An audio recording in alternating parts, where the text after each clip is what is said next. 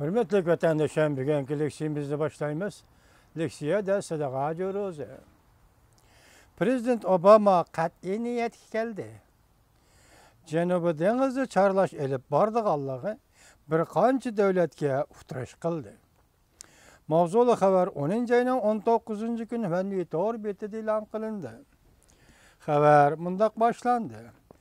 Yaponiya Kyoto agentligi 18 kuni Amerikaning diplomatiya ishlaridan xabardor kishilarning so'zlaridan naql keltirib, Prezident Obama hukumati diplomatik yo'llar orqali Sharqiy Janubiy Osiyodagi aloqador davlatlarga uhtirish qilib, Amerika dengiz armiyasi harbiy parxodlarini avatib, Janubiy dengizga kirib, yangi qurilgan orollar va xadatashlar oraliqida 12 dengiz mili atrofida charlash elib bordiganligini bildirdi.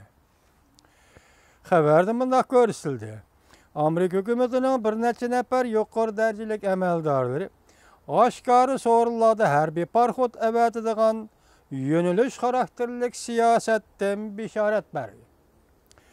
Amdilikda aloqador davlatlarga bu xil uchurni yetkazganligi Prezident Obama hukumatining qat'iy niyat kelganligini tushuntirib berdi.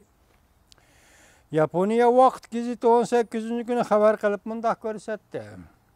Amerika Qo'shma Shtatlar davlat bexatarligi yig'iniga yangi tayinlangan Osiyo ishlari bo'yicha nopozliq amaldor Daniel Kritenbrink bir qatimliq ishki yig'inda bunday ko'rsatdi. Amerika harbiy tarafning harbiy parxod avatib Janubiy dengizni charlash plani Prezident Obamaning qo'shilishiga erishdi. Aqsaray. Buningdan burun mundaq qilish Jongoga ig'vogarchilik qilish emas. Amerika harbiy parxodlari burunmi shundaq vazifalarni atqurgan edi. Prezident Obama ta'kidlab mundaq ko'rsatdi. Amerikaning Janubiy dengizi erkin qatnash huquqi bor. Amerika dengiz armiya vaqt gazeti mundaq ko'rsatdi. Ikkinchi dunyo urushi oxirlashgandan boshlab taka hozirgacha Amerika Janubiy dengizda charlash elib berib, ochiq dengiz erkin qatnash va erkin savdo yo'lini qo'g'dab kelmoqda. Xabarda mundaq ko'rsatildi. Agar Amerika dengiz armiyasi va boshqa davlatlar ma'lum pozitsiya qo'llanib, Jungoning Janubiy dengiz taqim orollariga qonunliq ega bo'lg'uchi davlat ekanligini e'tirof qiladigan bo'lsa, undaqda Jungoning territoriya talablarini qonunlashtirib qo'ygan bo'ladi.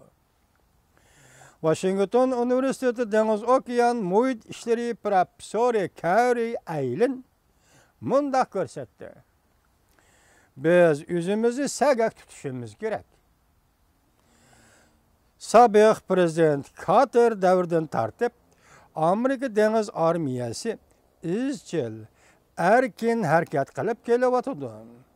Agar sen boshqalarning deganlariga sukut qiladigan bo'lsang, undaqda sen huquqingdan ayrilib qolasan.